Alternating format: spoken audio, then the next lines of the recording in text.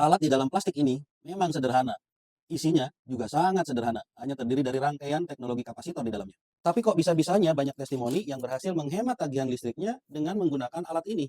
Ada yang hemat sejuta jadi 700.000, ada yang dari 2 juta hemat jadi 1,5 juta. Kok iso? Gimana ceritanya? Zaman sudah canggih, informasi sangat terbuka, belum dibantu AI untuk mencari jawabannya. Akhirnya saya putuskan menjadi detektif sementara dalam beberapa hari untuk mencari tahu jawabannya. Kata kunci yang saya gunakan adalah apa hubungannya rangkaian teknologi kapasitor dengan penghematan tagihan listrik. Penelusuran dimulai, cari sana, cari sini, sampai pada akhirnya saya menemukan sebuah jurnal ilmiah.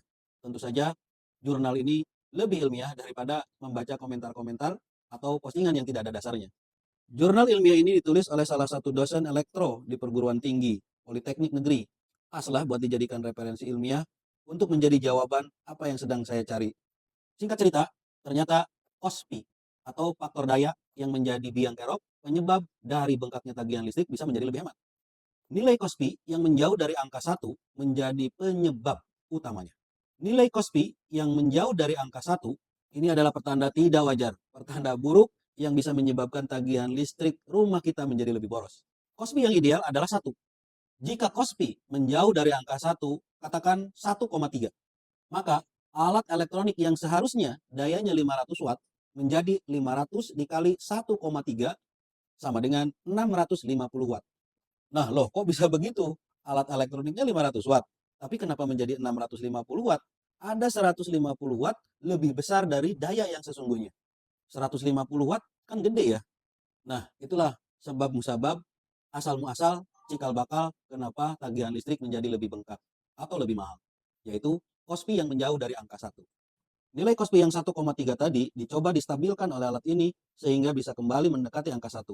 Sehingga watt alat elektronik kembali menjadi wajar. 500 watt ya 500 watt. Mungkin ada lebih-lebih dikit, tapi tidak terlalu melonjak. Lalu, apa yang menyebabkan nilai KOSPI menjauh dari angka 1? Biar lebih objektif, saya bacakan saja kesimpulan dari jurnal ilmiah tersebut.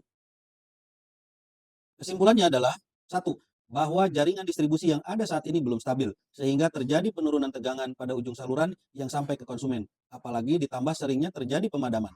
Dua, bahwa jaringan distribusi belum memiliki sumber daya reaktif yang cukup, sehingga menjadi penurunan faktor daya yang merugikan baik penyedia tenaga listrik maupun konsumen. Tiga, sebagai kompensasinya maka perlu dipasang kapasitor bank, baik oleh penyedia tenaga listrik maupun perusahaan atau industri pada umumnya, dan untuk rumah tangga atau untuk keperluan peralatan listrik tertentu. 4. Kapasitor statik adalah komponen elektronika yang dapat dipasang paralel dengan beban.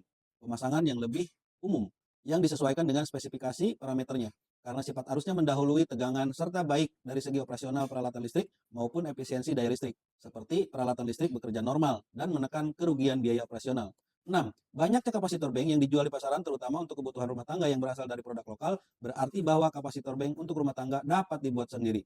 Meskipun perhitungan faktor dayanya hanya berdasarkan asumsi kebutuhan rumah tangga tipe 450 watt, 900 watt, 1300 watt, dan 2200 watt.